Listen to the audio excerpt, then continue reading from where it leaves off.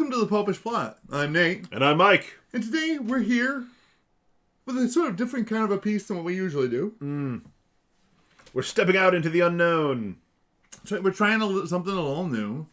I was recently listening to a podcast, and one of the things that it was commenting on is just how difficult relationships can be. They're very tough. Yeah, I mean, we're living in a time when we have more people closer together, but because of the ways in which we communicate with each other, we're at our closest individually. But yes, we're terribly distant from each other in the ways that we interact. Yeah. And there's not enough of this. Exactly. And realistically, given that this is a Catholic podcast or a Catholic Catholic YouTube channel, and I should bring it back around to why we're here. We have to at least establish a tenuous link to the faith. Exactly. We live in a world that is just so very much not Catholic that in addition to relationships being difficult, good Catholic relationships can also be very difficult. Especially because there's a lot of wounded people out there who want to, date the Catholic way. They want to find that ideal Catholic marriage everyone's looking for, but they just don't know how. Yeah, exactly. So, what I decided to do, kind of unilaterally, I really just sort of sprung this on Mike, and as you can tell, Jess isn't even with us because I cut her right out of the loop. This is not for her. I decided to go and plumb the depths of the internet looking for You may have been right the first time. I may have been right the first time. I may have done some plundering.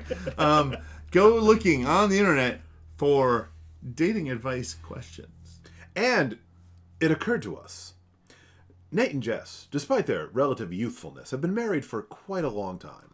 We have a completely different perspective on some of these things from your average individual. And honestly, when I thought about who am I going to get to answer these questions, I really couldn't think of anybody else than somebody who has been actively pursuing has actively been discerning a call to the priesthood for some time, and as a result, someone who has been living the life of celibacy. Someone who has been actively pursuing celibacy. Yeah, for nearly for nigh on a decade now. Well, I mean, I've had, in obedience to the diocesan vocations director, I have tried to date. Okay, fair enough. In that you've simply been open to if somebody wanted to go out on a date with you. Well, I've looked. Okay.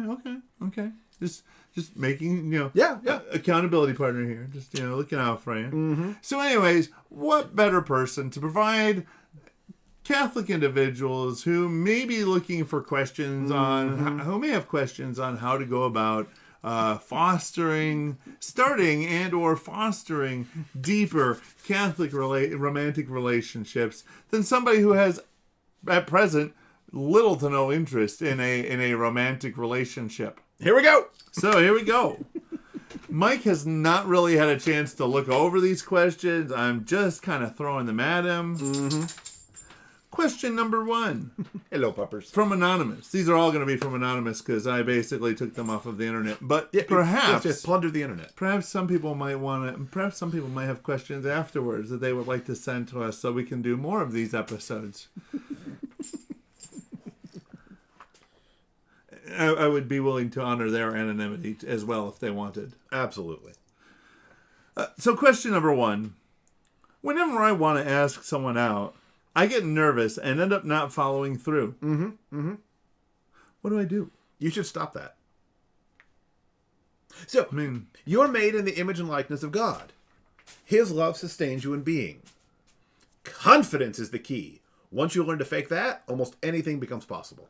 There is a lot of truth there. Listen, nobody likes rejection. And I totally understand this questioner's point of view. But that was back when I was a pimply-faced teenager. Eventually you realize you just have to just do it. Worst case scenario, they'll reject you. And then you're free to move on to someone else. So just do it. All right. Well, you heard Dr. Mike.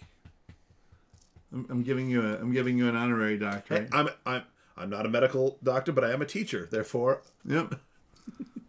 Ooh, Magister Mike. Magister. Okay, so question number 2.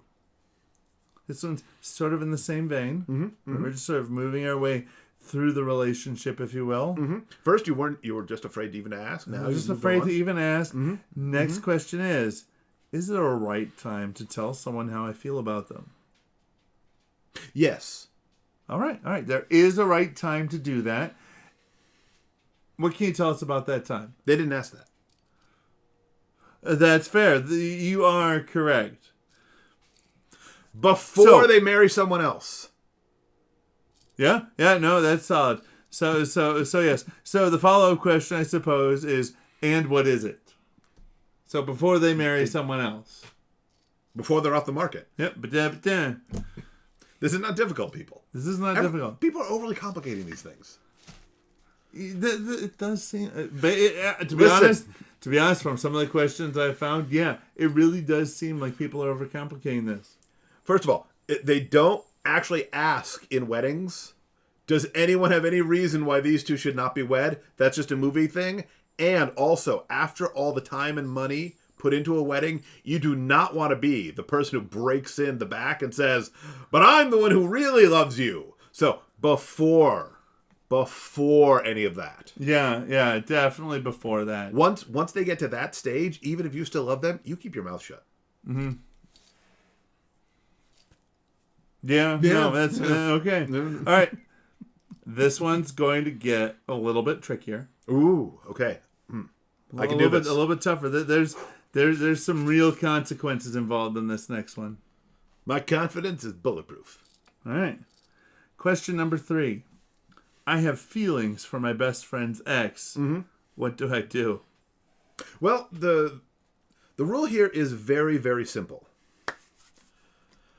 It can be formulated crudely as bros before hoes. That's a terribly crude, but yes. But the thing is, listen, you may have really liked this girl from afar when she was dating a friend. Boy. Or boy. You may have liked this person. But the relationship that you have to cherish is with your friend. And even if you have a very mature discussion with your friend, almost certainly they're not actually going to be okay with you dating their ex. So dating this person could harm your friendship.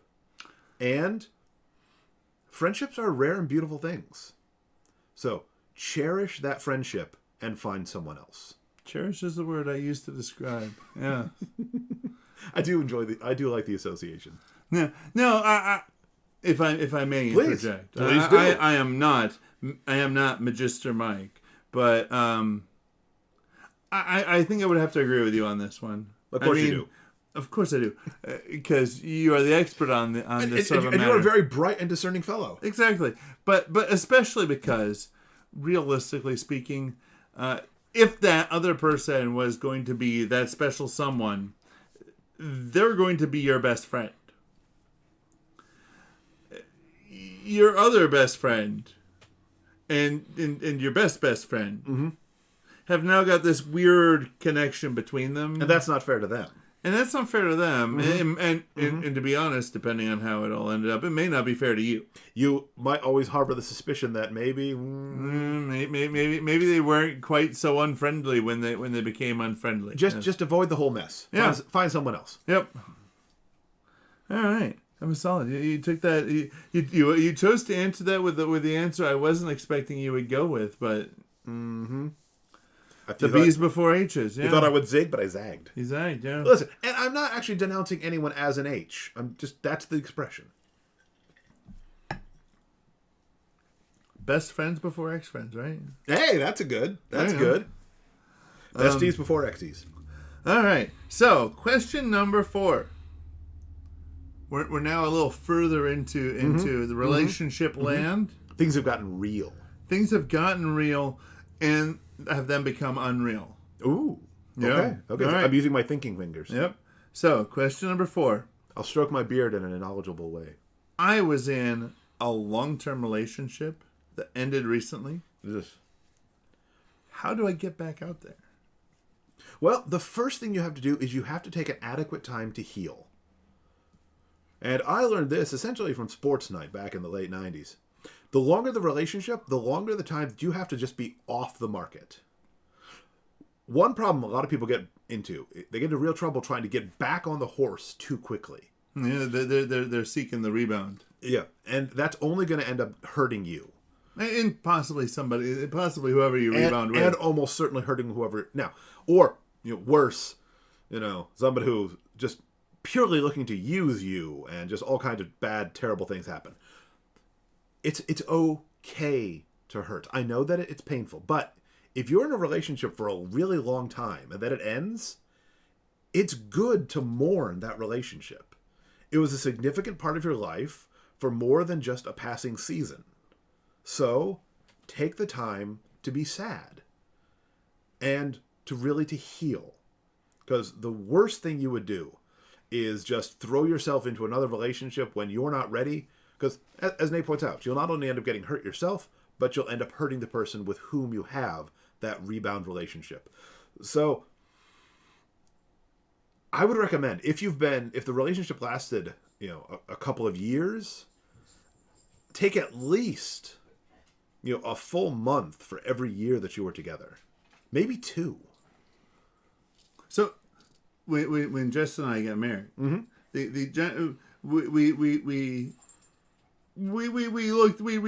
we looked at things realistically. That's good. And recognized the possibility that at some point in time, there may be a time when the two of us aren't both in the picture anymore. Mm-hmm. Perhaps the Lord takes one of us home early. Yeah, yeah. And the question is that if, is there an appropriate time limit before one could move on to look for someone else? And the method that we came up with, and I like it. I think it works very well, even though I've never had to try it yet. Is, and thank God for that. 1 month. No, Jess is just not here. She's not dead. She's not here. She's not dead. She's just not here. She's out running errands. The method is that it is 1 month per year the relationship lasted, with a minimum of 6 months and a maximum of 24. Maybe it was 1. Maybe it was 2 months for every. Either way, maybe 2 months for every year. But it was still a good. It was a good still that. I think a good 6 month minimum is a great place to start. It was still that suggestion that you had to at least wait 6 months. Yeah, and unless the relation and even if the relationship, even if we were married for a very long time, 2 years should be an ample amount of time to grieve the loss. After all, we are Christians. We don't believe that death is the end. So you really don't want to just wallow in grief. Eventually, you have to pick yourself up and carry on. So good. All right. Yeah. Okay.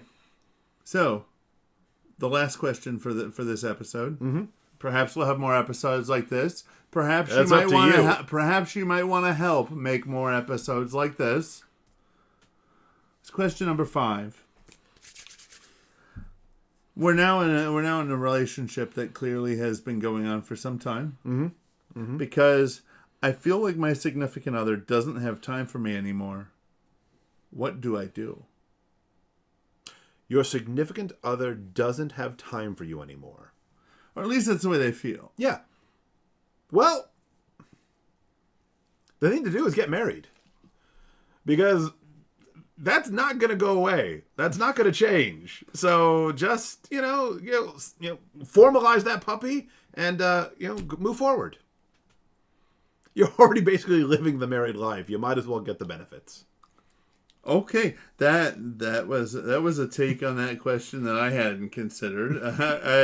I figured that perhaps significant other could mean a wife or a husband or somebody they were in a if that's already committed relationship. Well, if that's true, then this is what marriage is. Enjoy. Die to self. I would like to remind our viewers that Magister Mike is pursuing a call to the priesthood, and along with it, and celibacy is the way it's at. The celibacy that goes along with it, and there may be a reason God has called him to that, because that is not how I would have expected that question to be answered. But no. Or okay, fine. Sit down and have a serious conversation about your feelings and your significant other's feelings. Establish a safe space where people can really just say what they need to say, and then take away seriously what the other has said. Come back together and say, how can we move forward in a way that will satisfy both of our needs? Because the person who's not giving you enough time may not even realize that they're not giving you the time that you think you're owed, which you probably are. So, in a loving, charitable way, point out to them, this is how your actions make me feel. This is how your actions hurt me. Whether or not that's intentional, that's the effect that it has on me. How can we fix this? Yes. I feel statements are good ways to go, Just be honest about what you feel. When you do this thing, it hurts me. That may not be your intent, but it still hurts me. How do we move forward? I feel like that was a more constructive answer to that question. Great. Awesome. As long as you're happy. I feel like I'm not being listened to. All right. Well, you got a wife, buddy, so I don't have the conversation with me. On that note, it sounds like it's time for me to let the puppy out. So let's just go ahead and wrap this up. Go down below and leave us questions, relationship questions, or other questions. Perhaps Magister Mike can answer other types of questions. Note: we will not respond if your only question is, "What the hell is wrong with you?" Or maybe we will. I don't know. Give this episode a like, subscribe to our channel, ring the church bell to be notified the next time we give unhelpful advice.